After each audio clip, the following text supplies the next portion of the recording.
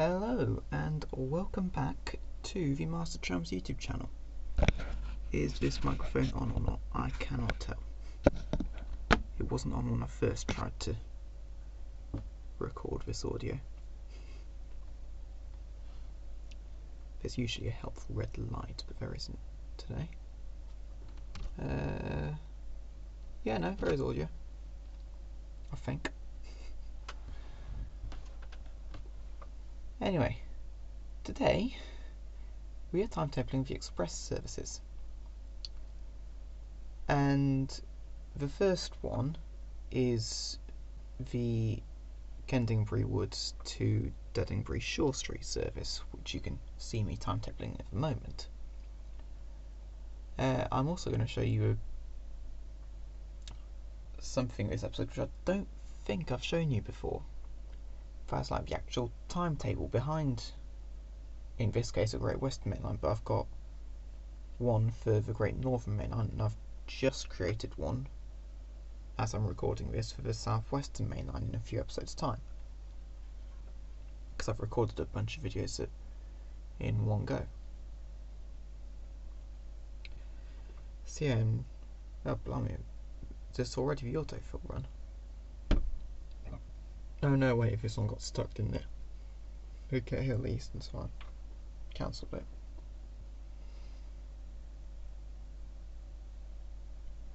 Did it?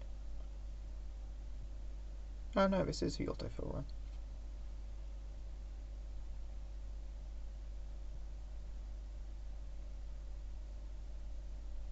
Just got stuck.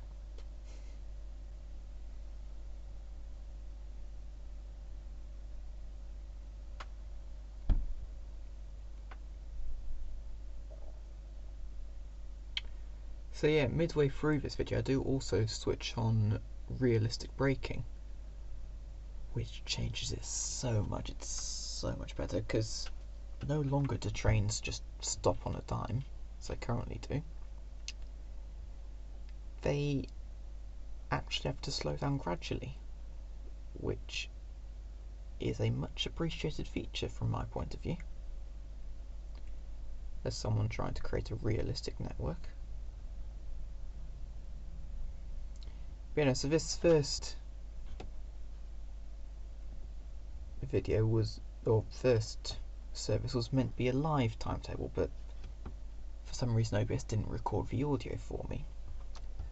So instead you're left with this, a post-audio, or post-recording audio, which I wasn't expecting to be doing for this bit. As for a start, I've also got this up at 3 times speed, which is still slow compared to what was originally meant to be the time lapse, which is at 500 times or 5 times speed, as you'll see.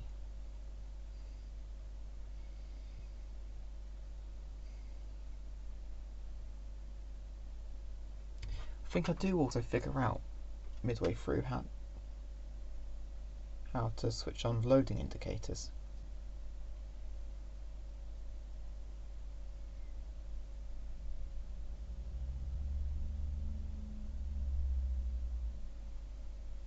Is how to get at least.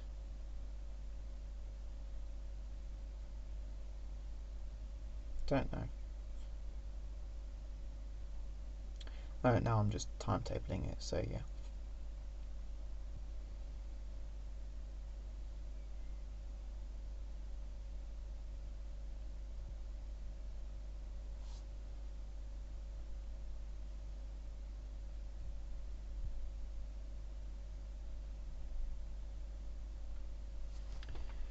And that is the timetable done. Now I'm going to show you the actual timetable, where I make sure it doesn't clash with any other trains. And this is always the time consuming bit. So yeah, there's the timetable. And you can see all the commuter services we did last time. And in the middle there are the 2 express services. Oh, and there's the JGR releases tab, which you might want to check out, because it's where I get all the updates to the JGR patchback from. And now I'm on low resolution Adobe Premiere, so I can't see the times I'm typing in, nor can I remember the calculations I was doing in my head. But yeah, you can see me just filling in the timetable now. And it is a somewhat lengthy process, but yeah, I make do with it. And as proven by the Great Northern Main Line, it's done the job before.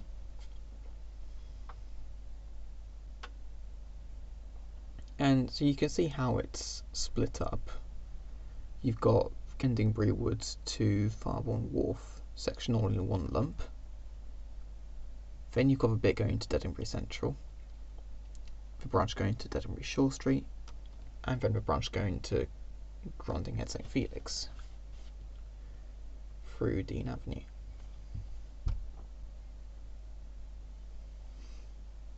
And I think I'm just about to finish.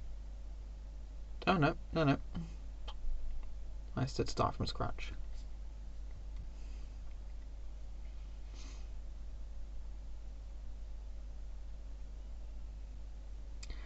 Yeah, this was where I realised that actually my trains were stopping at the stations for 5 minutes as opposed to 0 seconds as I was assuming previously. So yeah, well done me for realising that before I fluffed up the entire timetable.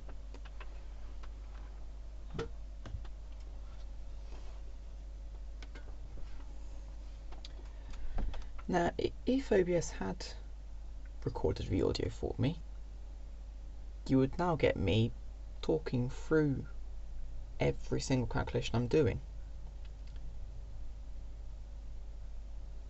But you're not, because I'm recording this afterwards when, yeah, it didn't go to plan.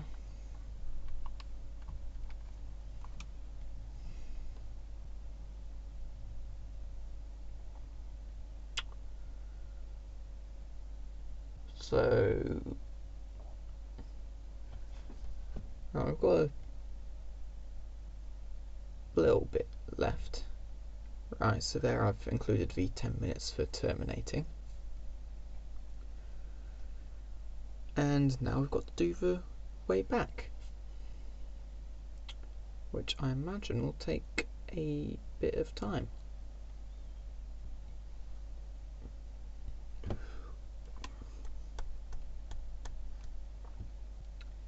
However, the upshot of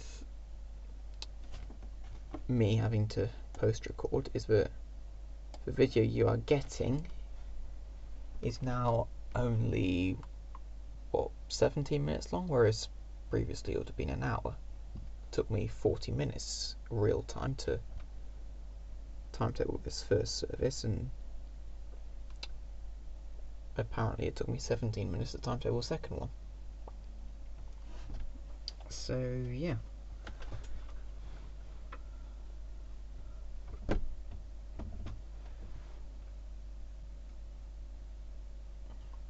Then again, I think the reason it took me twice as long to do the first one is because I haven't done this in 3 months, so yeah.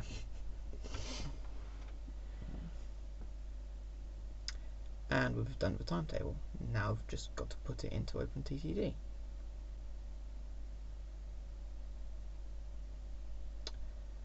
And this was me getting confused over the hourly timetable I've got, because recently I've been using 24-hour timetables instead of hourly or 3-hourly timetables in the case of the Great Northern Main Line.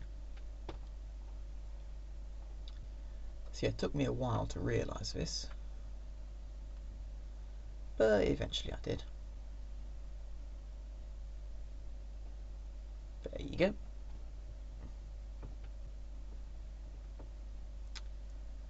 And then I think we follow on the first service, if I remember rightly. Could be wrong.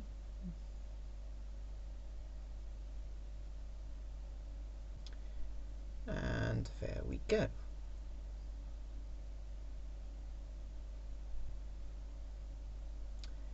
And now we're waiting for the first service to come out. Should come out at 8 past if I remember correctly from recording this.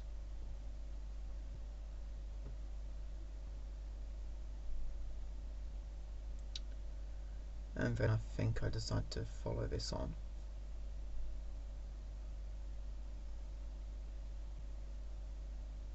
Leaving at 22 past, yep. And away we go.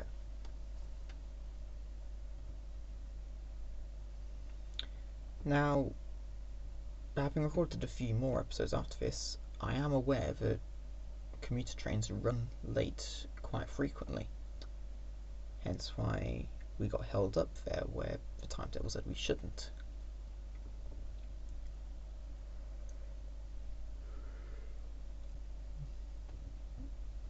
And again, it's probably because I've got the commuter trains waiting at stations for, what is it, 30 seconds in game, when they usually want like a minute or two to fully load all their passengers. But then they use a 20-minute turnaround time at terminus stations to fix that. So yeah, all's well that ends well.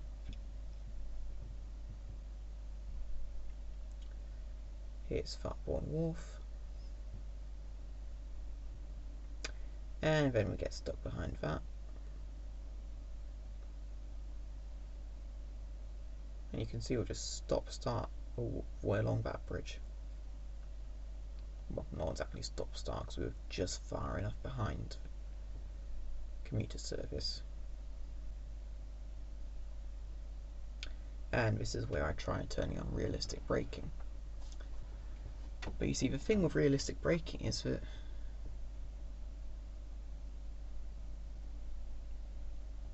it kind of needs all signals to be one way and none of these pre-signal business. So yeah, between filming sessions I had to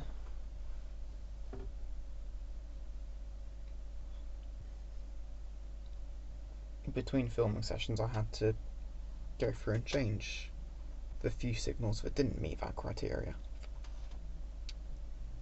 And I think here I come across an issue on the Great Northern Main Line where the trains seem capped at 18 miles per hour, but it fixes itself. And I'm lost for an explanation for it.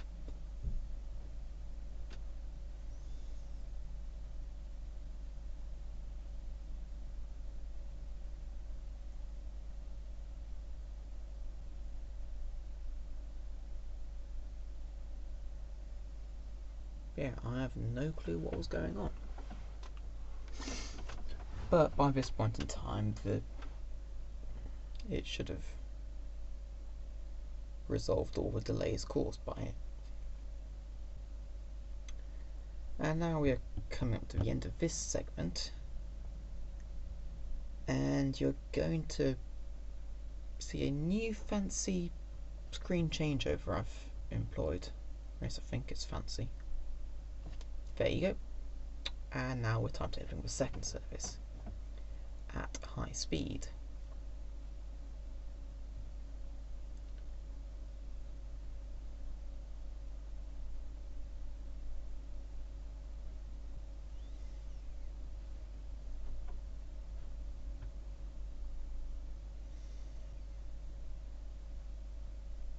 And now we're sending on autofill.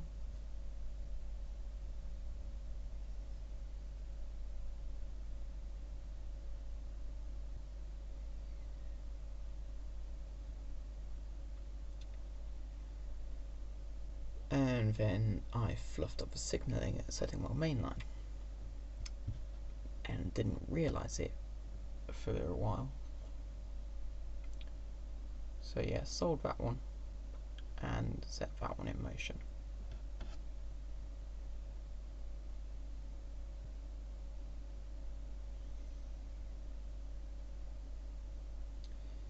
Yeah, and it's not awfully busy at setting on mainline yet, but it will become busy, don't you worry. As we put more services on it, yeah, it's going to get busy.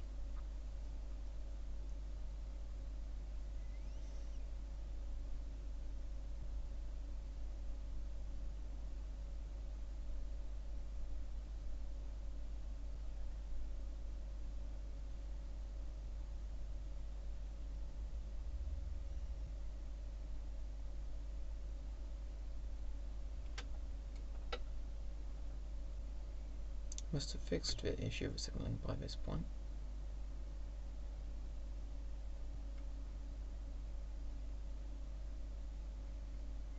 And yeah, this is where I realise that actually to get from Dean Avenue to St Felix, you have to go on the commuter on the slow lines. There is no fast connection between the two.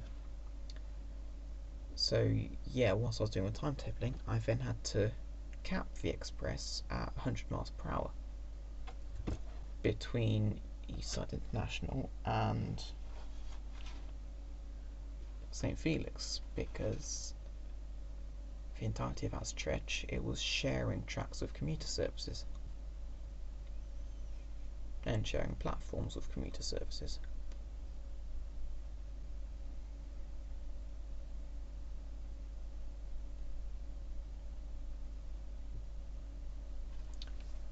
And so this is where I've had a break from recording to sort out the timetable, and now I've just set it in motion.